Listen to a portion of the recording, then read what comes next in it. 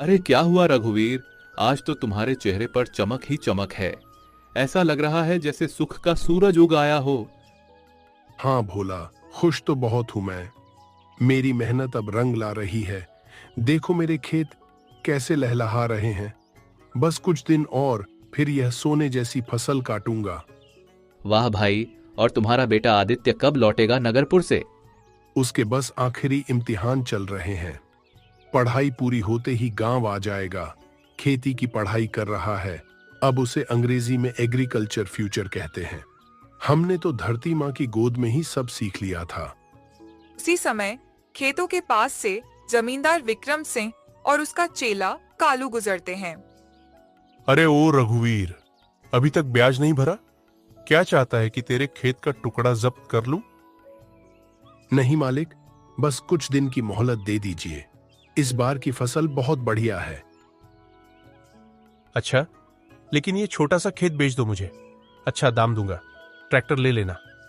मालिक, यह जमीन मेरी माँ है, इसे नहीं बेच सकता। जमींदार बिना कुछ कहे आगे बढ़ जाता है। जब सीधी उंगली से शहद न निकले तो डब्बा टेढ़ा करना पड़ता है। कल तक रघुवीर की फसल खत्म हो जानी चाहिए। मालिक, आग लगा दूं?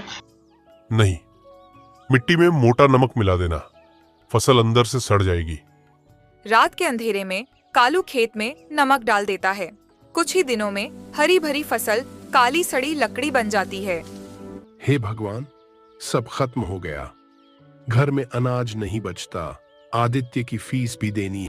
मजबूरी में वह विक्रमगढ़ हवेली पहुंचता है। आ गए? मुझे पता था तुम आओगे। मालिक, भाव बहुत कम है। मर्जी है, बेचना है या नहीं?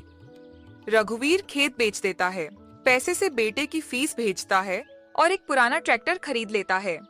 गांव में काम शुरू होता है। देवीलाल खुश होकर पैसे देता है, लेकिन कालू यह सब देख लेता है। मालिक, वो ट्रैक्टर से पैसे कमा रहा है। जमींदार गुस्से से पागल हो जाता है। गांव वालों, इस ट्रैक्टर से तुम्हारी फसल बर्बाद होगी। डर के मारे सब काम बंद कर देते हैं। उसी समय आदित्य गांव लौट आता है। पूरी कहानी सुनकर कहता है, अब बस पिताजी, अब जवाब विज्ञान देगा। वह जमींदार के पास जाता है।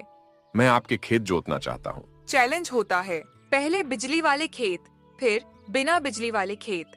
आदित्य का सोलर ट्रैक्टर हर बार जमींदार को हरा देता है। ये जादू नहीं, ये तकनीक और सोच है।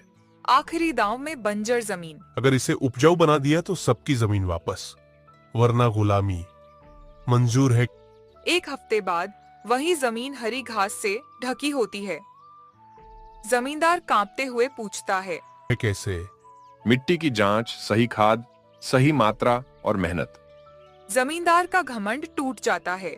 मैं हार गया, सबकी जमीन वापस करूंगा, कर्ज माफ। असली ताकत डर में नहीं, ज्ञान, विज्ञान और नई सोच में होती है।